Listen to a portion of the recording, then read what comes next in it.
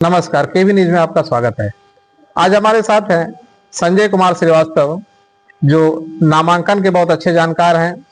उनसे हम बात करेंगे कि केंद्रीय विद्यालय में जो ऑनलाइन रजिस्ट्रेशन हो रहे हैं, उसके बाद लॉटरी का क्या प्रोसेस होता है, किस तरह से लॉटरी होता है, किनको वरीयता में दिया जाता है, लॉटरी के डेट कब हैं, इस प्रकार के बहुत सारे सवाल हैं जो इनके जवाब देने के लिए हमारे साथ श्री संजय कुमार श्रीवास्तव जी उपस्थित हैं।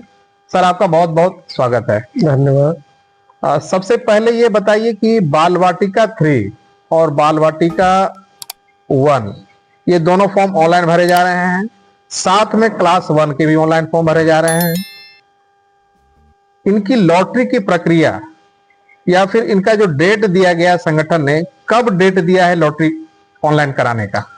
जैसा कि एडमिशन गाइडलाइन केंद्रीय विद्यालय संगठन का जो है, उसके अनुसार 25 मार्च को जी क्लास 1 की लॉटरी होगी जी और 26 मार्च को बाल वाटिका जहां 1 और 3 एग्जिस्ट कर रहा है वहां पर होगी जी।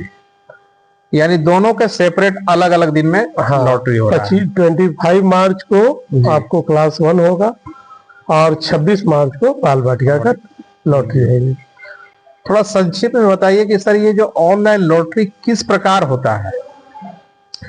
देखिए, लॉटरी है क्लास 1 की और बाल वाटिका की जी, वो कंप्यूटर बेस्ड है जी, ऑनलाइन लॉटरी है जी, जो कि कंप्यूटर के द्वारा ही आपको दिखाया जाएगा कि भाई आपका जो फॉर्म लॉटरी होने से पहले का जो सीरीज है जी, सीरियल नंबर क्या है बच्चे का जी, और जब उसे लॉटरी पोस्ट लॉटरी मतलब रिसफल करने के बाद वो सारे ऑर्डर चेंज कर जाएंगे। अच्छा अच्छा। और ये तरीका हुआ लॉटरी का। अच्छा, कंप्यूटर बेस्ड होता है। यानी जितने लोग फॉर्म भरे हुए हैं, कोई रेंडमली जो है किसी का भी नाम आ सकता है। हाँ, किसी का भी आ सकता है, लेकिन उसमें अब वही है कैटेगरी का ध्यान रखा जाएगा कि भाई क्राइटेरी पहले होना चाहिए। अच्छा, इसमें लॉटरी जब होगा तो इसका कोई कमेटी फॉर्मेशन होता है, उनके सामने ये लॉटरी होता है? हाँ, लॉटरी ऐसा नहीं है कि मतलब हाँ जी चुपचाप आप अपने से कर ले जी।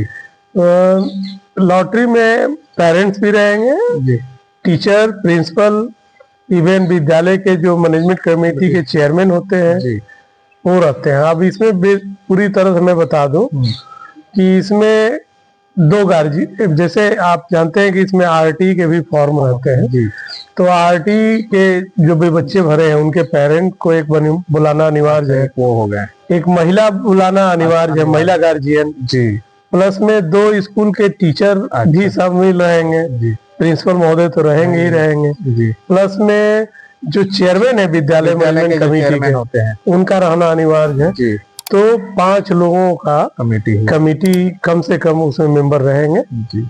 और उनके सामने कुछ करना नहीं है भाई, वो आपको केवल कंप्यूटर का बटन ही क्लिक करना है, लेकिन वो गवाह के रूप में कहा भाई ऐसे ऐसे हुआ।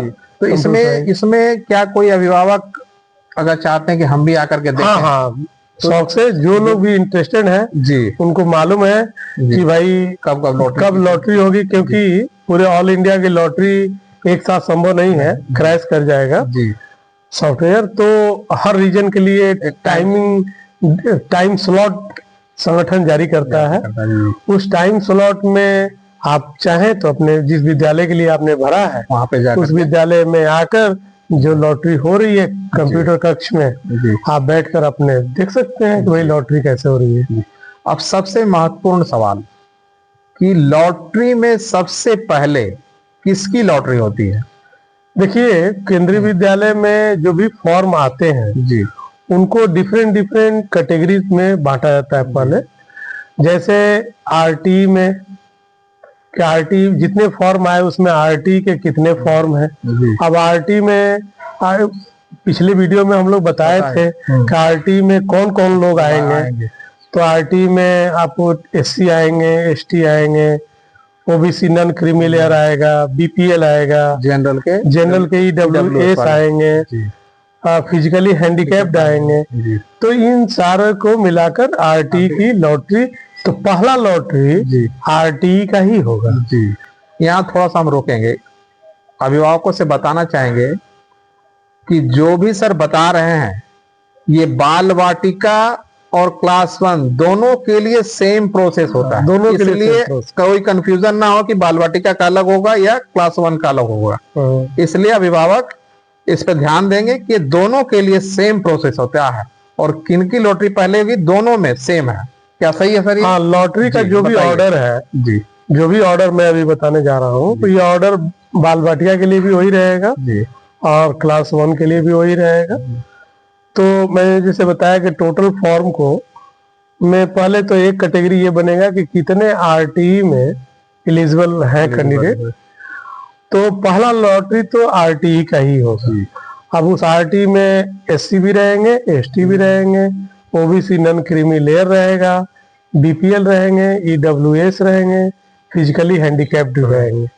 इन सभी का मिलाकर हमें 25% टोटल सीट का रिजर्वेशन देना यानी रहता है। एक क्लास को हम मान करके चलते हैं। तो अगर एक क्लास में 40 का स्ट्रेंथ है जी तो उसका 25% 10 हुआ, 10 तो 10 सीट के लिए आरटीई के जो भी लॉट है उसके लिए उससे पहला लॉटरी आरटीई का हो जाएगा। यानी 10 सीट रिजर्व हो गया हाँ। आरटी के लिए। अब अब बचे 30। हाँ, अब उसमें फिर जो फिजिकली हैंडीकैप्ड की बात किया गया, जी तो फिजिकली हैंडीकैप्ड का लॉटरी आरटीई के जस्ट बाद सेकेंड लॉट ऑर्डर में जो होगा जी वो फिजिकली हैंडीकैप्ड की होगी, जी जिसकी रिजर्वेशन आप ऐसे समझे कि उसका रिजर्वेशन हॉरिजेंटल 3% होता है। अच्छा अब हॉरिजेंटल शब्द का क्या मीनिंग है जी कि जैसे एससी के लिए 15% सीट रिजर्व है, जी तो 15% का मतलब हुआ कि 6 सीट, 6 सीट तो 6 का 3% जी मैंने 6 का 3% 1.8, यानी 2 सीट वहाँ फिजिकली हैंडीकैप के लिए होगा जी अगर मौजूद है तो। जी उसी तरह एससी के लिए 3% रिजर्वेशन, एसटी के लिए तो उनका उसी तरह हॉरिजेंटल 3%, यानी हाँ जो भी नंबर ऑफ सीट बनेगा उतना। हॉरिजेंटल का मतलब ये हुआ कि जो भी रिजर्व सीटें हैं उनमें से 3% फिजिकली हैंडीकैप्ड जाएगा। जी तो ये होने के बाद जितने भी नंबर ऑफ आपके वैकेंसीज खत्म हो गए, जी जो बच गया 40 में से सीट, जी अब उसके लिए फिर कैटेगरी 1, यानी कैटेगरी 1 का मतलब जो सेंट्रल गवर्नमेंट के परमानेंट एम्प्लॉय है, प्योर सेंट्रल गवर्नमेंट के एम्प्लॉय है, इसमें ऑटोनोमस नहीं है। ऑटोनोमस नहीं, ऑटोनोमस तो कैटेगरी 2 आता है ना, जी तो उनके द्वारा पूरी सीट भर दी जाएगी, जी लॉटरी कराई जाएगी कैटेगरी 1 का। जी और जैसे मान लीजिए हमारे पास 12 सीट खत्म हो चुका है, 28 सीट ही बचा है, जी तो 28 जो फर्स्ट 28 आएंगे जी वो सिलेक्टेड बच्चे रहेंगे, जी और उसके बाद जो नीचे वाले रहेंगे वो तो वेटिंग में आ जाएंगे। जी मतलब लॉटरी का ऑर्डर आप समझिए आरटी पहले हुआ, दूसरा फिजिकली हैंडीकैप्ड हुआ, जी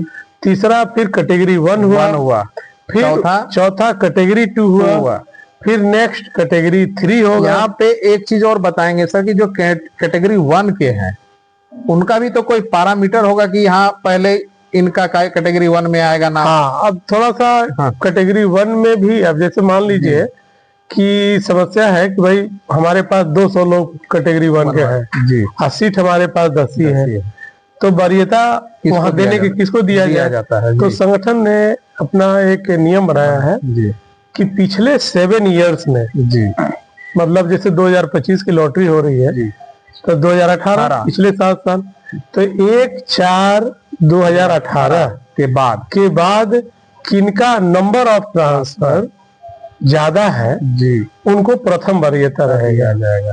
तो पहले उनकी वरीयता होगी, उसके बाद उससे कम वाले ट्रांसफर की वरीयता होगी, इस तरह से सीक्वेंस एक बन जाएगा। हाँ, सीक्वेंस बन जाएगा। और जिनका ट्रांसफर नहीं है उसका एक तरह से रैंडमली हमारे ख्याल से और उसमें फिर रैंडम लॉटरी हो जाएगी, लॉटरी हो जाता क्योंकि वहां पर अब तो नंबर ऑफ ट्रांसफर नील है, तो अब उनके लिए तो भाई पहले से कोई प्रायोरिटी फिक्स है नहीं, तो अब हमारे पास 10 सीट बचा या 5 सीट बचा जी, और नंबर ऑफ ट्रांसफर नील 500 सीट फॉर्म है या 50 फॉर्म है, तो उसमें से रैंडम लॉटरी करके 5 निकाल दिया जाएगा, वो लोग सिलेक्ट माने जाएंगे और बाकी वेटिंग माने जाएंगे। उसी तरह से कैटेगरी 2 जब जाता है तो उसमें भी वही ट्रांसफर हाँ। वाले जो है सबसे जो मैक्सिमम हाँ, ट्रांसफर वहाँ भी मैक्सिमम नंबर ऑफ ट्रांसफर पहले ट्रांसफर होगा, हो उसके जाता बाद ऑर्डर बन जाएगा, यानी 2 हुआ, उसके बाद फिर 3 फिर 4 4 फिर 5 5। 5 उसके बाद ये जो SC ST OBC NCL का जो रिजर्वेशन है ये किस तरह से होता है? देखिए, ओबीसी SC ST का जो रिजर्वेशन है जी वो ऐसा नहीं है कि अगर SC कैंडिडेट नहीं है तो आप उसे जनरल कैंडिडेट से भर दें, जी उसकी सीट रिजर्व होती है। जी तो पहले तो आप RT का लॉटरी किए, जी अब RT में तो SC भी शामिल था जी जी और आपने लॉटरी निकाला, इत्तेफाक से वहां पर आपके पास 2 SC आ गए। जी उसके बाद आपने मैंने फिजिकली हैंडीकैप किया, जी उसके बाद कैटेगरी 1 वन किया, और आपने करने के बाद आप काउंट किए कि क्या ये जो 40 सीट हमने निकाल दिया जी इसमें कितने SC है। SC है, मतलब जो RT और कैटेगरी 1 में हाँ। जो लॉटरी में नाम आ गया, हाँ, आ गया, अब उनमें उसमें से काउंट कर काउंट करके वही SC आए क्या कितना। जी तो मान लो कि 4 SC आ गए, जी इसका मतलब उसका 6 सीट रिजर्व अभी था, 2 बाकी है। तो 4 सीट तो वही हो गए, जी 2 सीट और बचा। जी उस 2 सीट के लिए जो SC की लॉटरी, मैंने लॉट का यानी मतलब SC का लॉटरी जो हुआ। हाँ, जी SC के लिए जो स्पेशल लॉटरी आप करेंगे जी जिसमें SC सभी SC आएंगे, वो कैटेगरी 2 हो या 3 हो या 4 हो या 5 हो या 1 जी या बिना सर्विस कैटेगरी नहीं है, जी आप सिविलियन है, जी तो उनके सबको मिलाकर हमें 2 और लेना है। 2 SC और लेना है। तो यानी जो RT हुआ या कैटेगरी 1 हुआ उसमें अगर 6 फुल भी अगर हो गया हाँ। तो फिर हम इधर से कोई जरूरत SC वाले नहीं से है, जरूरत नहीं पड़ेगी। फिर भी लॉटरी की जाती है ताकि वेटिंग तैयार रहे। जी जी भाई जो सिलेक्ट हुए वो कहीं और जगह एडमिशन ले लिया या नहीं लेंगे, जी जी तो वेटिंग रहनी चाहिए ताकि उनको फिर तो प्राथमिकता दी यही जो ST है या OBC NCL में सेम सब में सेम प्रोसेस, यही सेम प्रोसेस ST के लिए भी होगा। इसी को हॉरिजॉन्टली जो रिजर्वेशन कहते हैं यही है क्या? नहीं, हॉरिजॉन्टल रिजर्वेशन का मतलब हुआ जी कि हर रिजर्वेशन में, जी यहाँ कहाँ रिजर्वेशन आपने दिया, जी SC में दिया, ST में दिया और OBC में दिया, ये तीनों रिजर्वेशन में 3% जी फिजिकली हैंडीकैप्ड के लिए रिजर्व रहता है। जी अब जैसे मान लीजिए कि जो OBC है जी और फिजिकली हैंडीकैप्ड भी है, तो OBC का जैसे आपने 11 सीट रिजर्व है, जी तो 11 सीट का 3% आप निकालेंगे, 3.3 यानी 3 सीट। तो अगर उसमें 3 फिजिकली हैंडीकैप्ड बच्चे हैं तो तीनों सेलेक्ट माने जाएंगे। अच्छा, इस बार के गाइडलाइन क्या कह रहे हैं? पिछले बार तो 32 का स्ट्रेंथ कर दिया गया था क्लास 1 के लिए, इस बार स्ट्रेंथ क्या बताया जा रहा है? नहीं, इस बार स्ट्रेंथ जो है 40 है, यानी 40 में ही है, 40 है। जहाँ पे मान ली 2 सेक्शन है या 3 सेक्शन है तो उसी तरह से उसका 42 या 3 हो जाएगा। यानी 40 से कभी कभी आप अगर रिजर्वेशन पूरा नहीं हो पाता है पर सेक्शन 40 स्ट्रेंथ फिक्स कर दिया गया है जी। अब जितने नंबर ऑफ इस सेक्शन का स्कूल रहेगा उतने नंबर ऑफ सीट होंगे जी। और रिजर्वेशन आप जान ही गए कि अगर 40 का है तो 10 सीटें रिजर्व रहेगी RT के लिए, 6 सीटें कोई कैटेगरी नहीं, उसमें कोई कैटेगरी 5 भी आ सकते हैं, 1 भी आ सकते हैं, 2 भी आ सकते हैं, 3 भी आ सकते हैं, इसमें कोई ना उसमें कैटेगरी का कोई मीनिंग नहीं है। RT के 10 सीट, SC के 6 सीट, ST के 3 सीट और OBC नन क्रीमिलियर का 11 सीट रिजर्व रहता है। बहुत अच्छी जानकारी दी सर। एक चीज और बताइए कि जब मेरिट लिस्ट निकल जाता है, जैसे मान लीजिए क्लास 1 का 25 को निकाल दिया आपने, अब इसके बाद जो पहली सूची जारी हुई, अभिभावकों को कितना समय मिलेगा कि वो एडमिशन आकर के करा ले? देखिए, ये अब बात आ गई स्कूल की। अभी तक तो जो हो रहा था वो हेडक्वार्टर कंट्रोल करता है जी। लेकिन अब जब लिस्ट आ गई तो स्कूल अपने सुविधा अनुसार क्राउड मैनेजमेंट को ध्यान में रखते हुए और स्कूल फंक्शन को भी ध्यान में रखते हुए कि सारे लोग एक साथ ना आ जाए ताकि पूरी स्कूल की व्यवस्था गड़बड़ा जाए, तो स्कूल एक अपनी शेड्यूल बना लेता है कि भाई हम पर डे 20 लोगों को बुलाकर एडमिशन देंगे या 10 लोगों को बुलाकर एडमिशन देंगे। तो 3-4 दिन के अंदर पहले लिस्ट में को 3-4 भागों में बांट देंगे कि भाई फर्स्ट 1 to 10 नेक्स्ट डे आ जाओ, उसके बाद वाले 10 वाले फिर ये नेक्स्ट स्कूल जाएगा। अपने हिसाब से वो हाँ, वो एडजस्ट कर लेगा। ऐसा नहीं है कि जैसे मान लें हम आपको समय दे दिए कि आप 26 को आइए जी, और 26 को आप नहीं आ पाए तो आपका नामांकन कैंसिल हो गया। ऐसा नहीं। जब तक सेकेंड लिस्ट नहीं जारी होता है, तो जैसे कि आपने खुद बताया कि फर्स्ट लिस्ट आपका 25 का आ जाएगा जी, कब आ रही है? 2 अप्रैल को शायद दिया 2 गया है। अप्रैल, हाँ, जो शेड्यूल जारी है हुआ है। उसमें 2 अप्रैल को सेकेंड लिस्ट आएगी। इसका मतलब आप जो 25 का लिस्ट आ गया 1 का, जी, तो आपके पास 6 दिन समय है ना? जी, लेकिन उचित ये है कि जो विद्यालय अपनी सुविधा अनुसार जिस दिन आपको स्लॉट दे रहा है, जी, कोशिश करें कि उस दिन जाकर नामांकन करा ले, ताकि मतलब आप मान लीजिए कुछ कमी भी है आपके पास, विद्यालय जाएंगे मालूम हो जाएगा, जी, तो 5-6 दिन समय है, उसमें आप बनवा कर फिर आ जाएंगे। जी। इसलिए इस बात का ध्यान रखें। दूसरा के बाद शायद तीसरा लिस्ट का भी शेड्यूल दिया हुआ है। हाँ, तीसरा, अगर जैसे मान सीट लीजिए वैकेंट रहा तब। सीट वैकेंट रहा, फर्स्ट लिस्ट आया, एडमिशन हुआ, सीट खाली बचा। बच गया, तो सेकंड लिस्ट भी आ जाएगी। जी, अगर उसको निकालने के बाद भी सीट खाली रह गया तो तीसरा भी लिस्ट आएगी जो 7 अप्रैल को, 7 अप्रैल को जारी होगा। जी। एक चीज यहाँ पे आपसे सर, बहुत अभिभावक परेशान हो जाते हैं जब लॉटरी जारी हो जाता है, उसके बाद वो देखने के लिए वो लिस्ट, क्या उनके मोबाइल नंबर पे भी कुछ नंबर जाता है, लॉटरी नंबर? हाँ, जब हाँ। होता है तब जैसे ही जिस मोबाइल नंबर से आपने रजिस्ट्रेशन रजिस्टर किया है, जी, जी, फॉर्म भरते समय पहले रजिस्टर करना है आपको। हाँ जी, आप तो जिस मोबाइल नंबर और ईमेल आईडी से आपने रजिस्टर किया है, जी, तो फॉर्म भरते ही आपके पास तो एक तो रजिस्ट्रेशन नंबर मिल ही गया मिल आपको। गया। अब जब पोस्ट लॉटरी के बाद जी, जो आपका सीरियल बनेगा, जी, उसकी मैसेज आपको, मैसेज आए। हाँ, मैसेज आ जाती है, मैसेज आ जाती है कि भाई क्या है। इसमें अभिभावक एक चीज और देखा जाता है कि बोलते हैं कि सर हमारा वेटिंग लिस्ट 618 है, वेटिंग लिस्ट 919 है, क्या उन लोगों के चांस बनते हैं?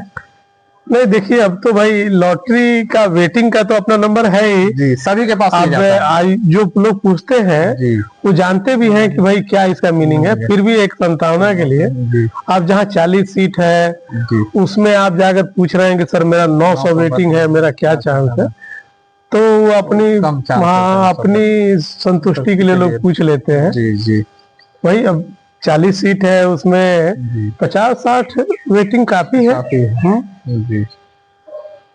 देखिए, अभिभावकों से बताना चाहेंगे कि अगर किसी विद्यालय के लिए 1500 लोग फॉर्म भरे हैं, तो 1500 लोगों का एक सीक्वेंस बन जाता है, यानी हर एक का एक लॉटरी नंबर मिल जाता है। चाहे वो, यहाँ पे एक और इम्पोर्टेंट सवाल आता है सर, कि एक विद्यार्थी का, यानी एक स्टूडेंट का शायद बहुत जगह पे नाम रहता है, कि आरटी में भी है, कैटेगरी में भी है, एससी में भी है, ये क्या है ये चीज? अच्छा, कि एक आदमी का, एक बच्चे का जो लॉटरी में बहुत जगह पे 2-4 जगह दिखाई देता है, जी, देखिए उससे में कोई विशेष बात नहीं है। जी, अब मान लीजिए कि एक एग्जांपल लीजिए जी, कि एक बच्चा है जो एससी कैटेगरी से बिलोंग करता है, जी, और उसके जो पेरेंट है जी, वो गवर्नमेंट एम्प्लॉय भी है, मान लो सेंट्रल गवर्नमेंट एम्प्लॉय, ठीक है जी, तो पहला तो जब आरटी की लॉटरी होगी जी, तो ड्यू टू कास्ट कैटेगरी वो एससी में है, इसलिए वहां शामिल हो गया। एससी के में भी नाम रहा, हाँ, वहाँ कोई ना कोई उसका नंबर आएगा, रहेगा ही। अब उसके बाद जब आप कैटेगरी 1 की लॉटरी करेंगे जी, तो उसके सर्विस कैटेगरी उसका भी 1 है, एक वहां भी नाम रहेगा, तो वहां भी उसका नाम दिखाई देगा। एससी आरटी में अगर 5 किलोमीटर के दायरे में भरा हुआ है, हाँ, तो वो तो मैंने भाई वो तो देखिए पेरेंट बिना सोचे समझे भर देता है, वो तो दिया ही हुआ है कि अगर आप विद्यालय के 5 से 8 किलोमीटर के रेंज में है तो आप आरटी के लिए एलिजिबल है, तभी उसको ठीक करिए आप। लेकिन अगर आप बिना सोचे समझे कर देते हैं तो उसमें गलतियां हो जाती हैं।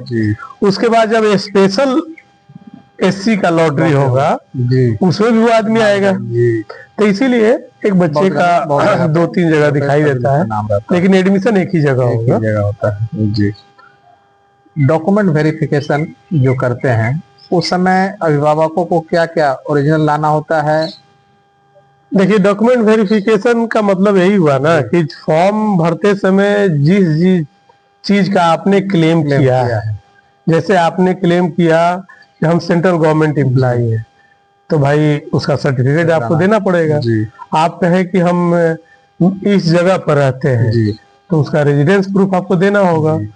प्लस में आपने कास्ट का जिक्र कर दिया कि भाई हम एससी है या एसटी है जी या ओबीसी नॉन क्रीमी लेयर है, जी तो आपको उसका सर्टिफिकेट देना होगा। मैंने फॉर्म भरते समय जो भी आपने entry claim आपने किया है, वो आपको ब्लड ग्रुप लिखा है, आधार नंबर लिखा है, तो उस सब का जी जीरोक्स ओरिजिनल ले आकर वेरीफाई करा कर ओरिजिनल रख लेना है जी और फोटो कॉपी स्कूल में जमा कर देना है। यही है आप स्लाइड में भी देख पा रहे होंगे कि आपको एडमिशन के समय में कौन से कागजात लगते हैं।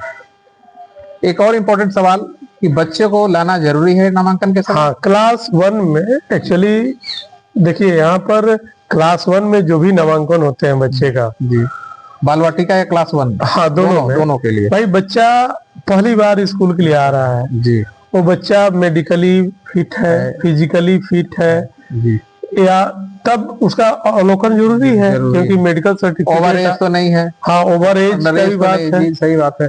तो इसलिए एडमिशन के समय में बच्चे को हाँ बच्चे को लाना अनिवार्य होता है। मतलब उनका कोई इंटरव्यू नहीं होता है। इंटरव्यू नहीं, केवल उनको जस्ट एक ओवरलुक करने के लिए बुलाया जाता है कि हाँ कि बच्चा जो भी आपने कहा कि बच्चा मेरा 6 साल का है तो लगना भी चाहिए 6 साल का। जी आपने कहा कि बच्चा मेरा स्वस्थ है तो स्वस्थ होना चाहिए।